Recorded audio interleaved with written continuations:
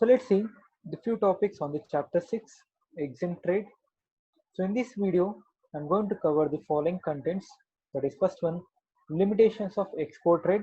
So already we have seen the export trade meaning as well as the procedure of export in the previous video. So in this video, I'm going to cover the limitations of export trade, meaning of export financing, financial institutions which offer export finance, sources of export finance, meaning of export marketing, features of export marketing, importance of export marketing, meaning of import trade, and stages in import procedure. So stages in import procedure, they may ask for 14 marks question. So let us see the limitations of export trade. So already in the previous video, we have seen the meaning called as meaning of export trade. It is nothing but we are going to sell the product which has been manufactured in the domestic country to the other foreign country. So such type of trade will be called as export trade. So let us see what are the limitations which have for the export trade. So first one, management may need to devote a considerable amount of time to the startup procedures and decision involved in the exporting. So when if the company or if any organization if they're thinking to do export the products to the other foreign countries, then they need to spend the extra time in order to start up the procedures or in order to take the decisions which is regarding to the export, because before that they're just concentrating on the manufacturing the goods only for the domestic country or within the country. Now if they want to expand the business to the other countries in the form of export, then they need to spend extra time for taking the decisions as well as the procedure. Second limitation, key personal or other ethical critical resources may have to be diverted from domestic responsibilities to help within the company's export activities. Means the company or the organization, they need to segregate or they need to divide their personal, either it may be human resources or any other critical resources which they need to spend their time on the exporting activities. I mean, the responsibilities has to be divided among the different personal or the human resources for concentrating on the domestic as well as the foreign trade in the form of export. So that will be more problem for the organization because they need to divide the responsibility among the domestic resources as well as the foreign resources. Third one, additional plant facilities may be needed to cope with the increased sales to the export. So additional plant is nothing but they need the additional equipment or machineries in order to produce the extra products in order to sell their goods to the other countries through the export. The product may need to be modified to meet the foreign market area, which is expensive. So if the company is concentrating on the exporting the goods to other countries, then it will be more cost to the organization or business because they need to meet the foreign customers requirements. So that customer requirements may be more expensive or they may need more amount of investment has to be invested on the product. So that may be more expensive when compared to the domestic trade as well as the export trade. Next, credit terms may be needed to be extended because of competition, local customs or transit time. So credit terms is nothing but the period of credit they're going to provide for the customer to pay the amount. That is called as sale credit we call.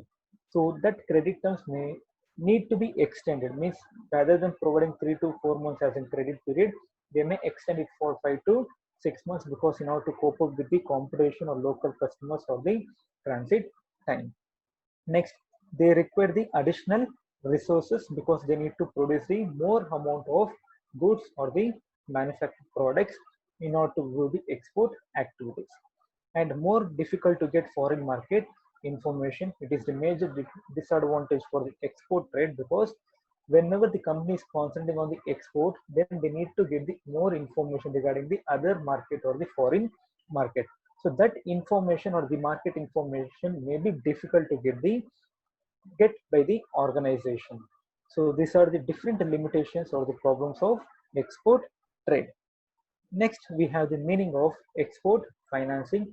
So any business, either it may be or that business may doing the export or the import or within the domestic or with the foreign countries, they need the amount in order to do the transactions or in order to do the productions. So that amount will be called as finance. So even the company which is concentrating for the exporting the goods, they also provided with the amount called as export financing.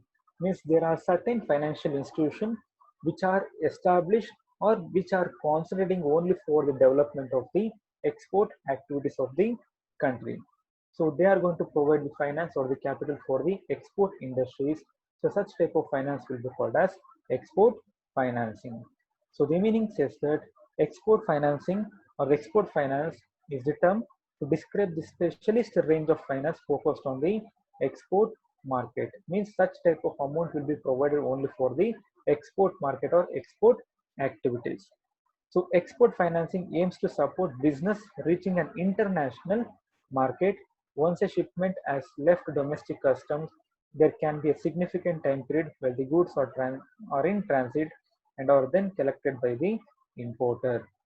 So some institutions they have established only for providing the loan facilities or providing the finance facilities for the export activities or export organization.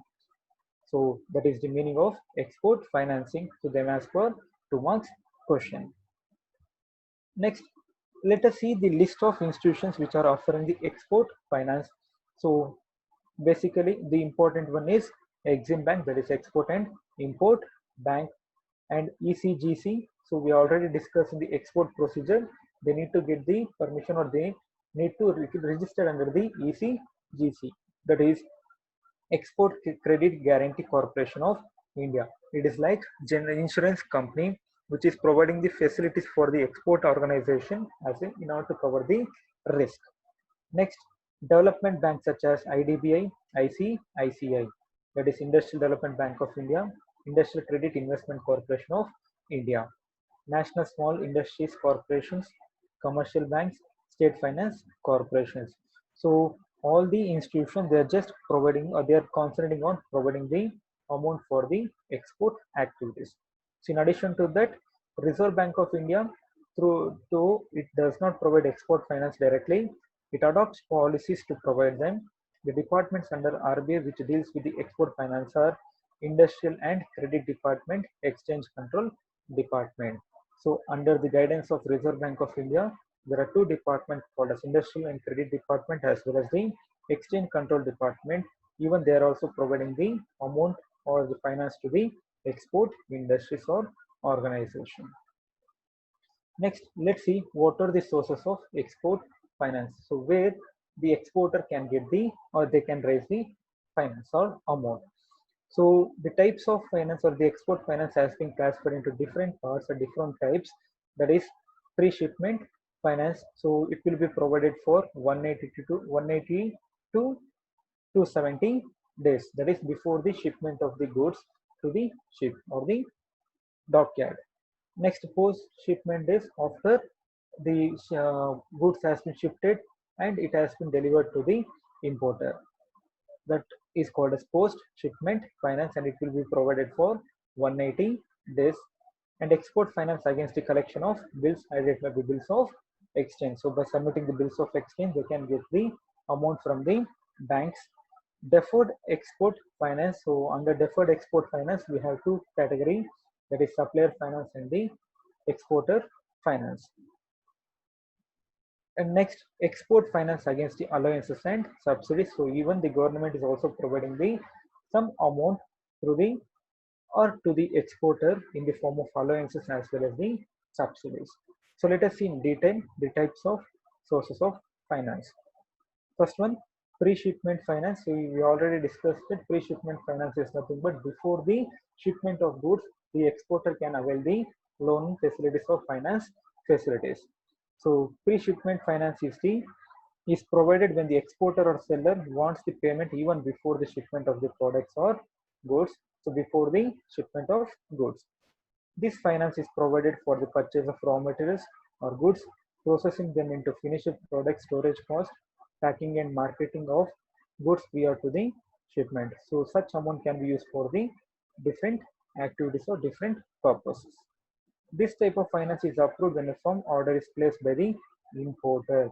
So only this finance will be provided once the order by the importer has been fixed or it has been placed.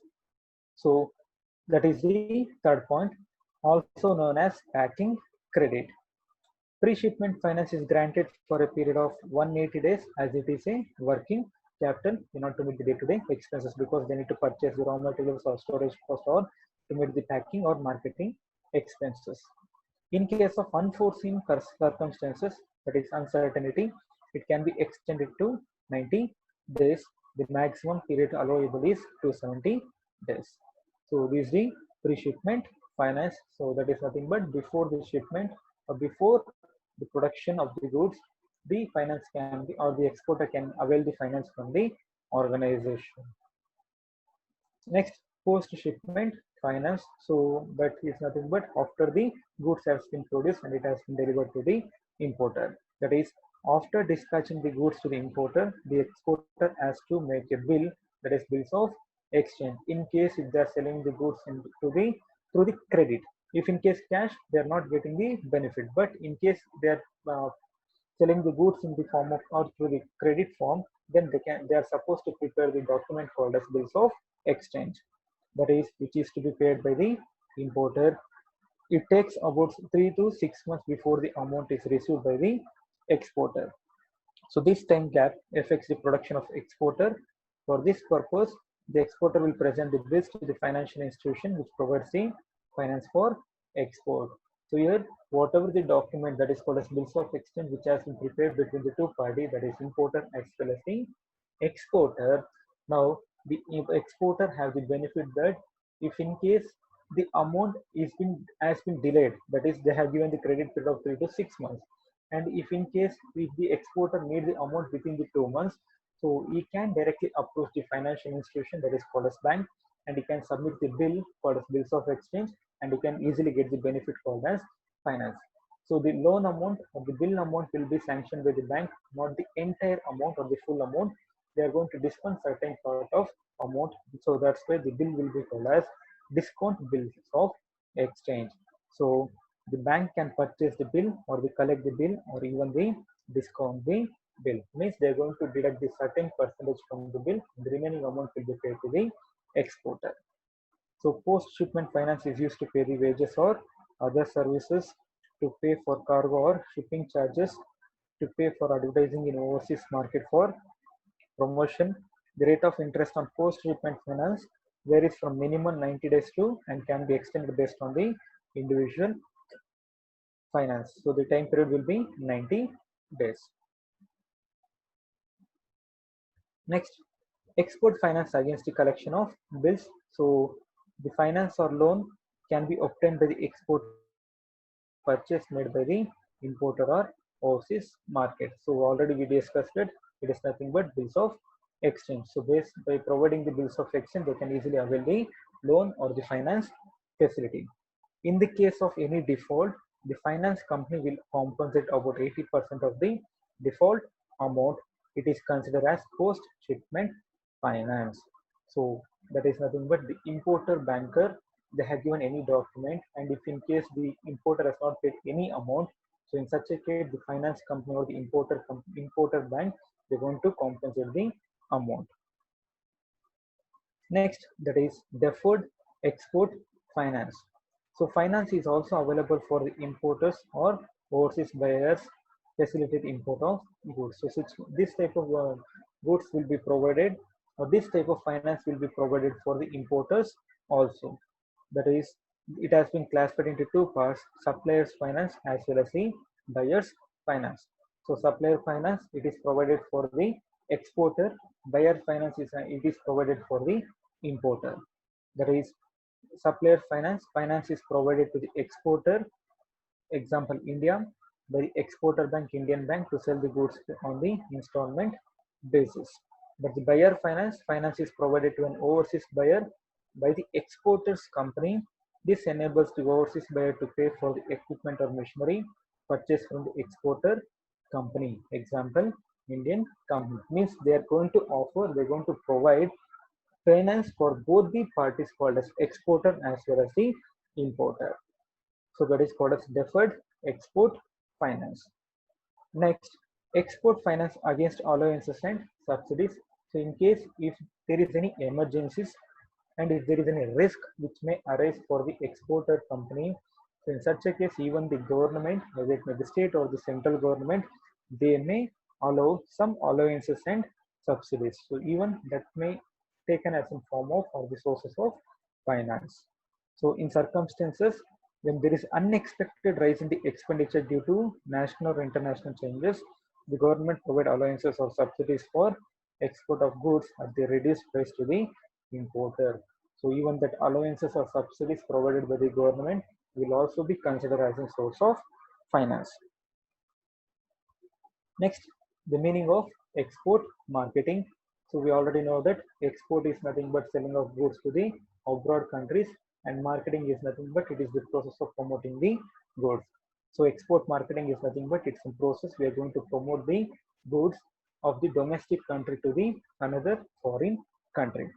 So export marketing is the practice by which a company sells products or services to a foreign country. It is nothing but they're going to promote the domestic country product to the foreign countries.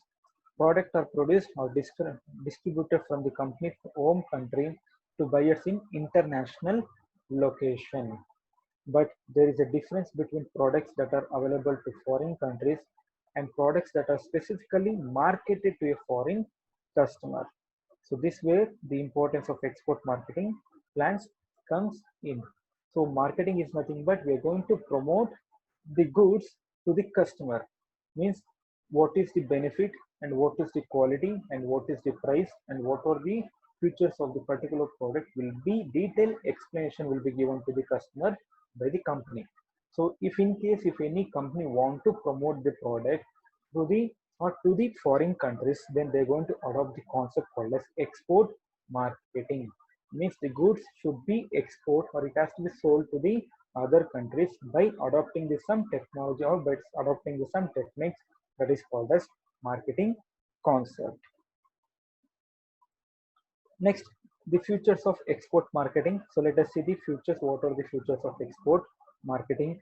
So first one, it is a systematic process.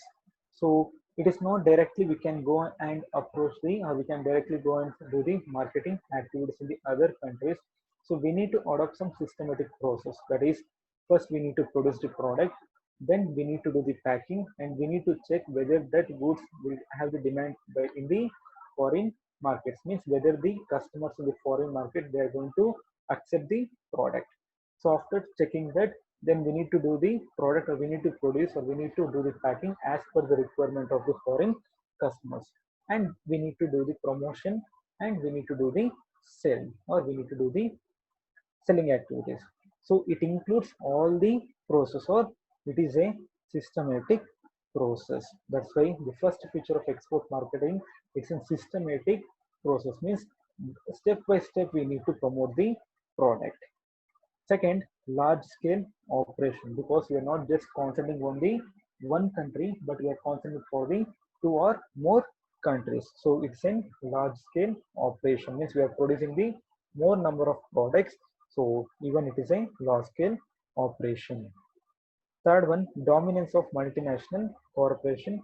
So even we can get the competition from the multinational corporation, because there are some companies they have established their business in the other countries and they're producing the product which is required by the other country customers. So even when we concentrate on the export or export marketing, even we get the competition from the multinational corporation. So we need to face that and we need to do the transaction. Next, trade barriers. So we are not dealing with the one country, so we are dealing with the different countries.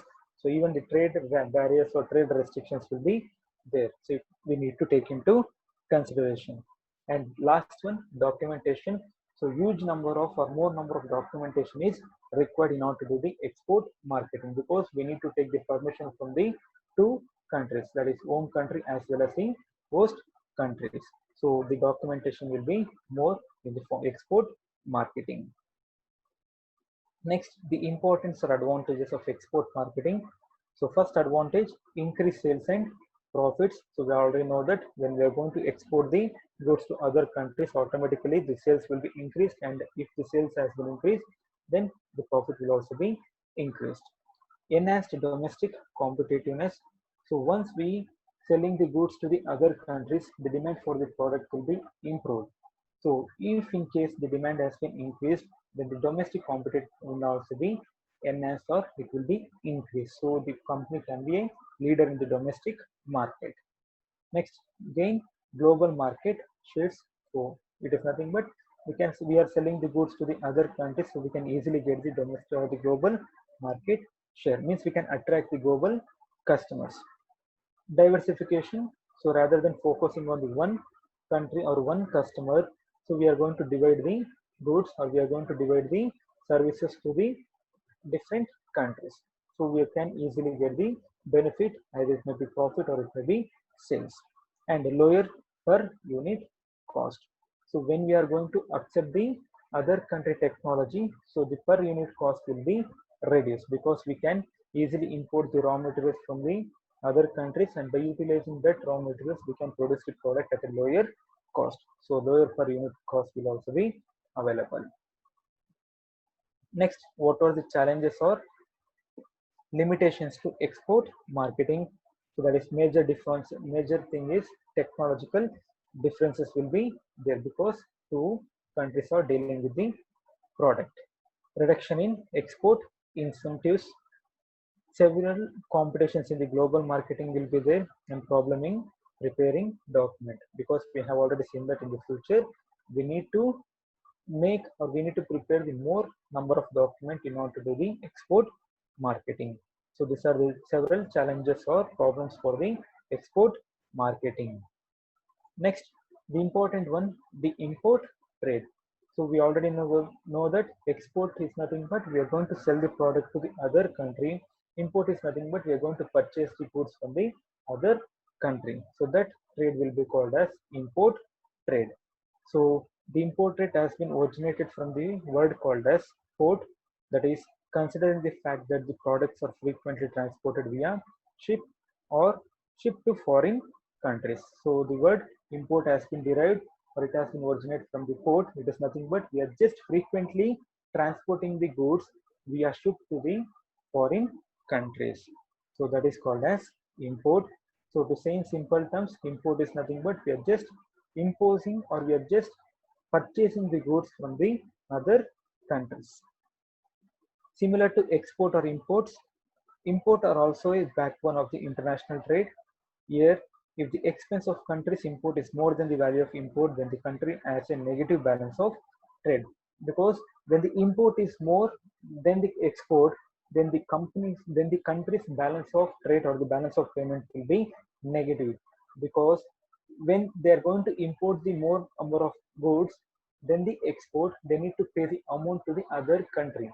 If in case they are exporting the more number of goods than the import, then they are going to get the or they are going to earn the amount from the other country. So that's why when the country is importing more goods when compared to the export, then they're facing the problem called as negative balance of the trade, because they're paying the amount to the other countries. So it will have the negative impact on the balance of payment or balance of trade. So which is also called as trade deficit.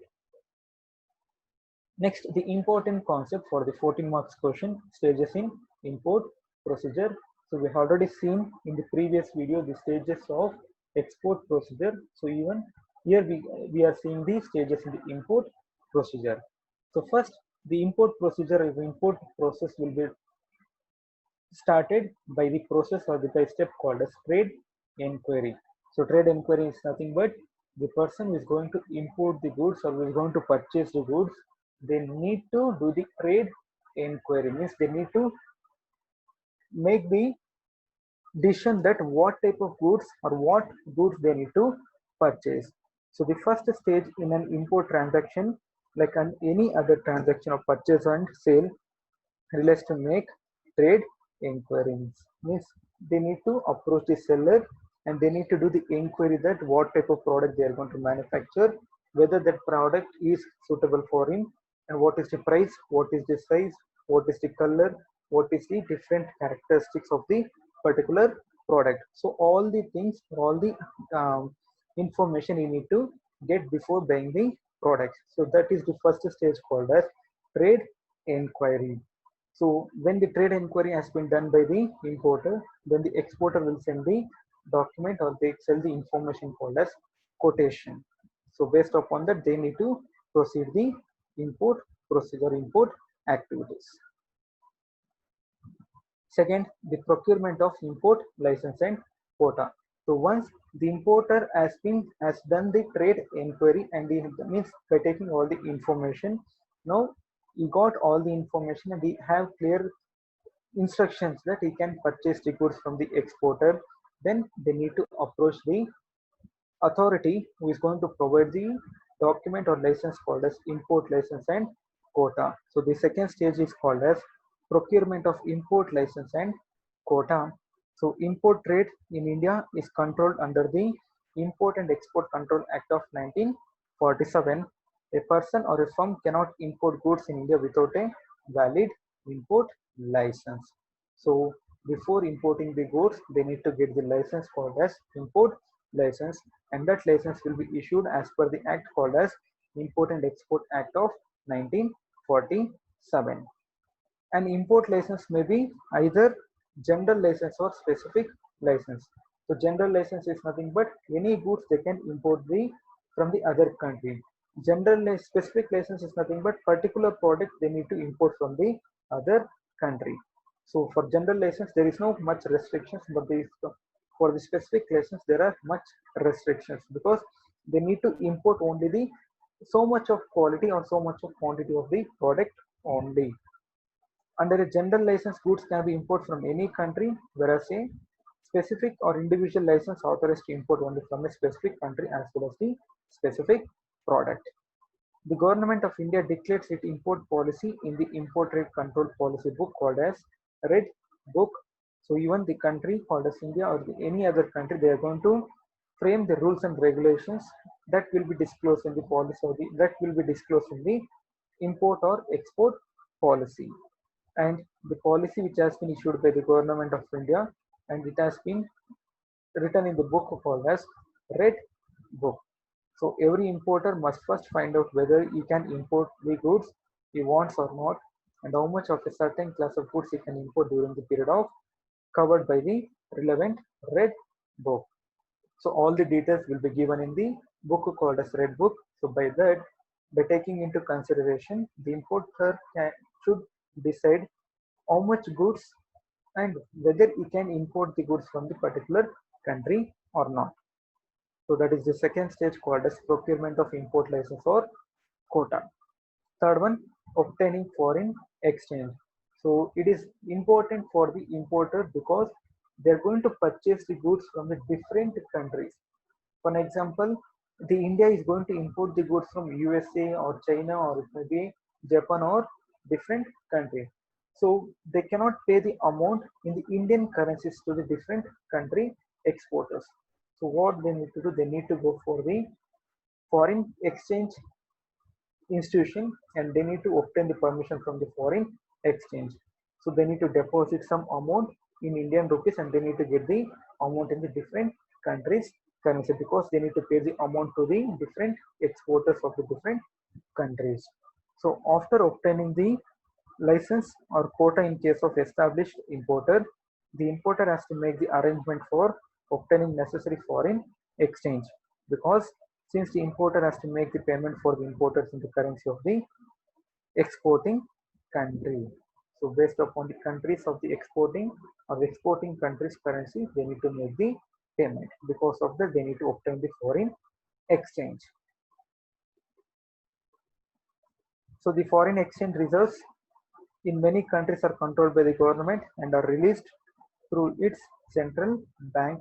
In India, the Exchange Control Board of Department of the Reserve Bank of India deals with the foreign exchange. For this, the importer has to submit an application in the prescribed form along with the import license to any exchange bank as per the provision of exchange control. So if they want the amount in order to do the transaction with the different countries, they need to approach the department called as Exchange Control Department of Reserve Bank of India with the import license because to get the amount from the department. Next, that is replacing the intent or order. Now, after getting the permission or after getting the foreign exchange, now it's the duty of the importer to place an order or indent. Means they need to clearly mention the details, how much products they need, and what type of product they need, and how they are going to supply or how the packing has to be done. So all the details has to be mentioned in the indent or order. Now, after getting the foreign exchange, the next duty or next procedure or next step followed by the importer is that you need to place the indent or order. So after the initial formalities are over, the importer has obtained the license quota and necessary um, amount of foreign exchange. The next step in the import of goods is that placing the order. So this order is known as indent. Means it is a form they are going to fill that what type of product they need and what is the number of quantity they require. That is, an indent is an order placed by an importer with an exporter for the supply of a certain goods. It contains the instructions from the importer as to the quantity and the quality of goods required, method of forwarding them, nature of packing, mode of settling payment, and the price, etc. An indent is usually prepared in duplicate or triplicate because they need to provide the document for the exporter as well as the other party. The indent may be of several types like open indent, closed indent, and confirmatory indent. So in open indent, all necessary particulars of the goods, price, etc. are not mentioned in the indent. The exporter has the discretion to complete the formalities at his own end. On the other hand, it is the full particulars of goods, the price, the brand, packing, shipping, insurance, etc. are mentioned clearly. It is called as closed indent. So the indent has been classified into two parts, that is called as open as well as closed ended and confirmatory ended. So open ended without giving much information or clear details regarding the import or the import of the goods, that type of indent will be called as open indents where the exporter should fill up the document or the that indent. Next one, it is called as open closed indent. So where all the information will be provided by the importer, that is brand, packing, shipping, all the information will be clearly mentioned. And a confirmatory indent is one where an order is placed subject to the confirmation by the importer's agent. So once the confirmation has been given by the agent or the importer's agent, then they're going to prepare the document for the indent will be called as confirmatory indent. So open indent, without giving all the information, the exporter is given the opportunity or he has given the permission to fill the indent or he can read the details. But in the closed end, all the details will be provided by the importer itself, and the confirmation or confirmatory indent where the importer agents will be, once the order is placed, then it will be prepared by the importer's agent. That is called as confirmatory indent. Next, dispatching the letter of credit. So the letter of credit is nothing but it's a document which is received by the importer from the importer bank, because whenever they are doing the transaction called as export or import, now the importer has to submit the document called as letter of credit, you need to get the document from the import bank by saying that the import bank is responsible or is giving the surety on behalf of the importer that they are going to pay the amount to the exporter in case of importer default. Means letter of credit is nothing but it's a document which is issued by the importer bank to the exporter that stating he is taking the responsibility of the transaction. If in case if the importer has not paid the amount, the importer bank will pay the amount. So that letter or assurance given by the importer bank is called as letter of credit. So they have given details that generally foreign traders are not acquainted to each other, and so the exporter before shipping the goods want to be sure about the credit worthiness of the importer. The exporter wants to be sure that there is no risk of non-payment. Usually for this, he asks the importers to send a letter of credit to in. So it's a document. A letter of credit popularly known as LC, that is letter of credit, or L of C, is an undertaking by its issuer, that is usually importer bank. That's a bill of exchange drawn by the foreign dealer on the importer will be honored on the presentation of a specified amount. So importer bank is giving the assurance to the exporter that they are taking the risk and they are going to pay the amount if the importer is not paying the amount once they submit the document called as bills of exchange. Next, obtaining necessary document. So once the letter of credit has been submitted to the exporter, now they need to get the necessary document because they need to get the goods from the port or the shipment areas or the flight areas. So after dispatching the letter of credit, a importer has not to do much. On the receipt of letter of credit, the exporter arranges for the shipment of goods and sends advice known to the importer immediately after the shipment of goods. An advice note will be issued by the shipment authority and is a document sent to a purchaser of goods to inform him that the goods have been dispatched. So once he has submitted that he has been provided the letter of credit to the exporter, and if the goods has been shifted or it has been delivered to the ship area, and the authority of the shipment will issue the document called as advice note stating that the goods has been shifted into ship. Now that document will be sent by the exporter to the importer. Now by taking the document, we can approach the authorities, that is shipment authorities, and we can get the product. So that is the next process called as you need to obtain the document or the necessary document. So there are two types of documentary bill, that is DP or DP, that is documents against payment bills, and DA, that is document against acceptance. So normally these two documents has to be received by the importer. Next, customs formalities and clearing of goods. So after receiving the document of title of the goods, the importer only concern is to take the delivery of the goods when the ship arrives at the port and to bring them to his own place or the business. The importer has to comply with many formalities for taking delivery of the goods unless the following mentioned formalities are compliant with. The goods lie in the custody of the custom house. So once he has received all the documents from the exporter, now it is the duty or it is the time for the importer to receive the goods from the shipment area.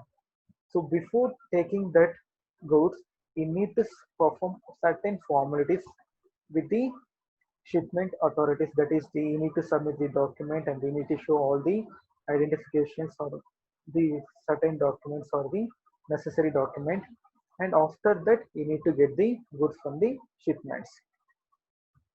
If he is not performing the formalities or if he is not submitting all the document, the goods will be kept or it will be lie in the custom house only. Now after receiving the goods, now it's the duty for the importer to make the payment. So the mode and time of making payment is determined according to the terms and conditions as agreed to the earlier between the importer and exporter. So already the mode as well as time of payment, that is called as credit term, will already decided by the importer and exporter in the form of agreement. So based upon that, we need to make the payment. So the credit period may be 1 month and it can be extended to 3 months. That is called as usually 30 to 90 days are allowed to the importer for making the payment of such bills. Next, last one, closing the transaction. So once all the payment has been set or it has been paid, now you need to make the or you need to close the transaction. That the last step in the import trade procedure is closing the transaction. If the goods are to be to the satisfaction of the importer, the transaction is closed. But if he is not satisfied with the quality of the goods or if there is any shortage, he will write to the exporter and settle the matter. So if there is no any problem or if there is no any clear if there is no any shortage, then he can easily close the transaction. In case the goods have been damaged in transit, he will claim compensation from the insurance company. So last step, you need to close the transaction means you need to check whatever the goods he has received, whether it has been received as per his guidance or as per the order, or if in case it is if there is any shortage, then you need to write the letter to the exporter to provide the shortage goods. And if the goods has been damaged due to some transport due to in the period of transportation, then he can approach the insurance company and then he can get the compensation. So the insurance company will pay in compensation under an advice to the exporter. So this is the last stage in the import process, that is the closing the transaction. Next, benefits of import trade. So this will be discussed in the next video.